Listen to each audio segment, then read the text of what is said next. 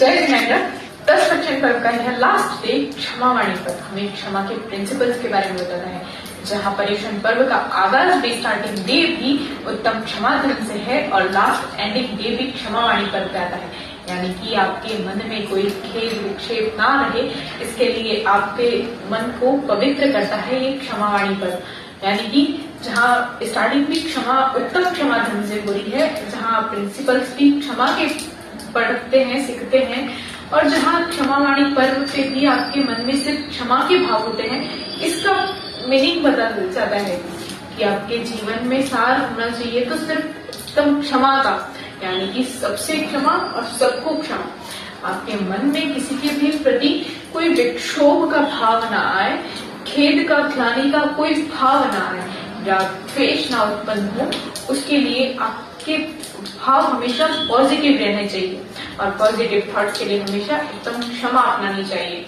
यानी कि हम सबको क्षमा और सबसे क्षमा, यानी कि आप किसी भी जीव से इस प्रकार से बैर ना लीजिए कि कोई भी आपसे ये समझकर जाने अनजाने कोई भी आपसे किसी भी प्रकार का कुछ भी त्रुटि हुई हो या किसी के मन में खेद हुआ हो आपके कहने से बोलने से, तो उससे आप क्षमा याचना करें। तो ये बताता है क्षमावाणी पर्व का प्रिंसिपल।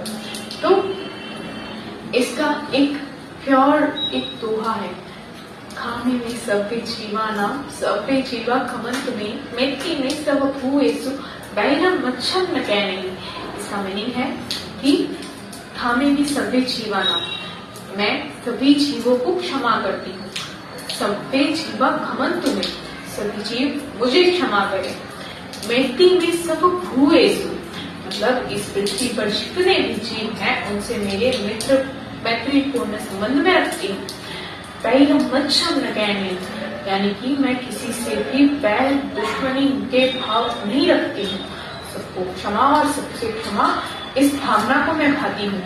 और फिर बाद में कहा जाता है मिच्छामि दुक्कडम, यानी कि आप मिच्छामि दुक्कडम का अर्थ है कि आपसे जो भी दोषपूर्ण या फिर ऐसा कुछ कार्य हुआ हो जिसके लिए आप क्षमा याचना करते हैं, जिसके लिए आप कहते हैं कि जो भी भूल हुई हो हमें क्षमा कीजिएगा, तो इसमें आप छोटे बड़े को नहीं देखते हैं। इसमें आप सिर्फ मिच्छामि दुक्कडम कहते हैं कि आपके मन से अगर किसी को कोई पीड़ा हुई हो, आपके कुछ किसी वचनों से, कार्यों से, कर्मों से, तो फिर वो उसका क्षय हो, इसलिए आप उसे मिच्छामि दुक्कडम कहते हैं।